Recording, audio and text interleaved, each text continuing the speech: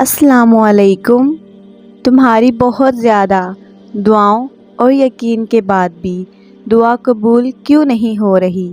جاننے کے لیے ویڈیو کو مکمل دیکھ کر چینل کو پلیز سبسکرائب کر دیجئے۔ بسم اللہ الرحمن الرحیم۔ شروع اللہ کے نام سے جو بڑا مہربان نہایت رحم کرنے والا ہے۔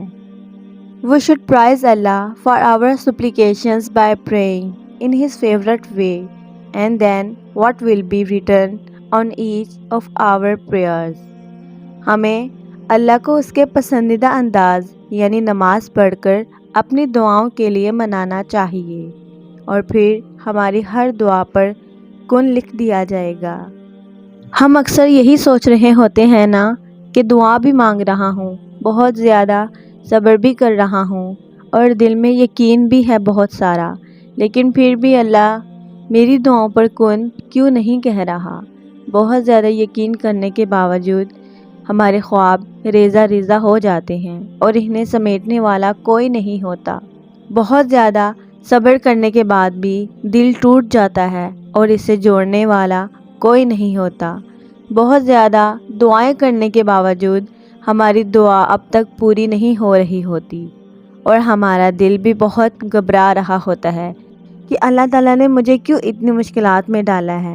کیا مجھ سے اللہ تعالیٰ ناراض ہیں، مجھ سے محبت نہیں کرتے، جو میری تکلیفیں ختم ہونے کا نام ہی نہیں لے رہی؟ میں جانتی ہوں بالکل ہم یہی سب کچھ سوچ رہے ہوتے ہیں، مگر کیا تم لوگ جانتے ہو کہ کچھ لوگوں کو اللہ سبحانہ و تعالیٰ موسیٰ کی طرح لاڈلا رکھتا ہے، انہیں تکلیف دیتا ہے، آزماتا ہے، انتظار کرواتا ہے، لیکن پھر ان کے لیے سمندر کے درمیان سے راستے نکالتا ہے، انہیں فرعون جیسوں سے محفوظ رکھتا ہے، پاکیزہ ہم سفر عطا کرتا ہے اور ان کے ذکر کو امر کر دیتا ہے۔ کس نے کہہ دیا کہ اللہ لاڈلوں کو تکلیف نہیں دیتا؟ انہیں تو فرعون جیسوں سے لڑنا پڑتا ہے۔ تکلیف تو سبھی کو ملتی ہے، مگر ان کے حصے میں زیادہ تکلیفیں آتی ہیں جو محبوب خدا ہوتے ہیں، جو اللہ کو لاڈلے ہوتے ہیں۔ وہ سب دیکھ رہا ہے، تم اس کی محبت پر شک نہ کرنا۔ تمہاری زندگی میں کسی کا آ کے چلے جانا، تمہارا راتوں کو بے چین ہو جانا اور اٹھ اٹھ کر رونا، یا پھر چین کی نیند سونا، تمہارے دل میں ایک لمحے میں ہزاروں یادوں کا بن جانا اور اگلے ہی لمحے ان یادوں کا بکھر جانا، سب اللہ کی رضا ہے، یہ سب اللہ کی مصلحتیں ہیں۔ ہماری زندگی میں آنے والی اور ہونے والی ہر چیز اللہ کی مصلحت ہے۔ اللہ سبحانہ و تعالیٰ جانتے ہیں کہ میرا یہ بندہ میری جانب ایک آواز پر آ جائے گا، اور اس بندے کو مجھے تھوڑی سختی سے اپنی طرف لانا ہے، تبھی وہ ہمیں زندگی کی ایسی حقیقتوں سے ملواتا ہے کہ ہم ٹوٹ جاتے ہیں یا پھر اس کی طرف بھاگے چلے آتے ہیں۔ ٹھوکر پہ ٹھوکر، بار بار گرنا، یہ چوٹیں پھر اللہ تک لے جاتی ہیں، اور لے جائیں بھی کیوں نہ، اس کی دسترس میں ہی تو بس ہر زخم کا مرہم ہے۔ تو تم کبھی بھی اللہ سے مایوس مت ہونا، اور تمہیں لگتا ہے نا کہ اللہ تم سے ناراض ہو گیا ہے، تو اللہ کو راضی کرنے کا سب سے آسان اور بہتر طریقہ نماز ہے۔ نماز پڑھا کرو۔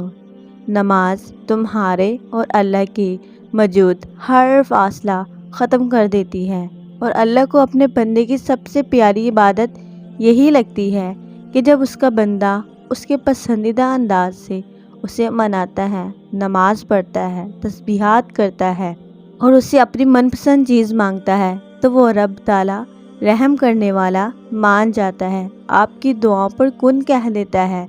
جب تم اللہ کی محبت کا حق ادا کرنے کے بعد اپنی محبت کی آرزو کرتے ہو نا، تو اللہ سبحانہ و تعالیٰ اس آرزو پر ایک دم سے کن فرما دیتے ہیں، اور پھر وہ کہتا ہے کہ تو نے مجھے میری پسند سے راضی کیا نا، تو میں بھی تجھے تیری پسند دے کر تجھے راضی کر دوں گا۔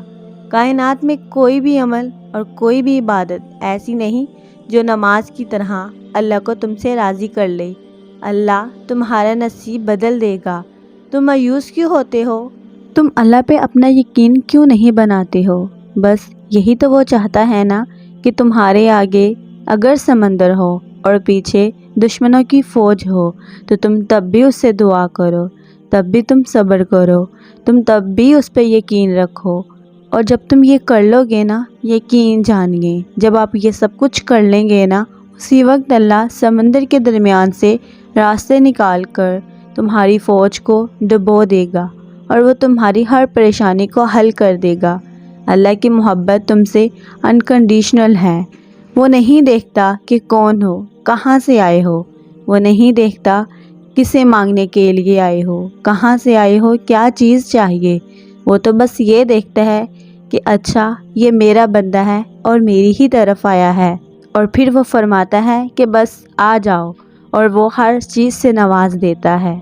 تمہیں بس اس خدا پہ یقین رکھنا ہے اور پھر تمہاری ہر دعا پر کن لکھ دیا جائے گا۔ Thanks for watching. If you like my video please share, subscribe and press the bell icon.